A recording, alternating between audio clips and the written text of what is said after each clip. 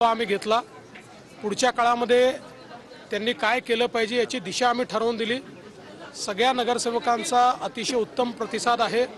नगरसेवक आपापल्या परीने पूर्णपणे त्या ठिकाणी ॲक्टिव्ह होऊन कार्य करतायत। मी त्यांना सांगितलं की तुमच्या कामाची अकाउंटेबिलिटी देखील आम्ही सर्वांनी ठेवली आहे, त्यामुळे जे उत्तम काम करतील निश्चितपणे त्यांचा सत्कार होईल, पण जे ठीक काम करणार नाहीत त्यांना देखील त्यांच्याकडेही विशेष लक्ष ठेवण्यात येईल असं देखील मी सांगितलेलं आहे। पण आत्ता तरी जी काही माझ्याकडे माहिती आहे त्यानुसार सगळेच नगरसेवक जमिनीवर चांगलं काम करत आहेत। सर, दुसरं म्हणजे गणेश नाईक यांचे कार्यकर्ते नाराज असल्याचं पाहायला मिळतं ठाण्यामध्ये।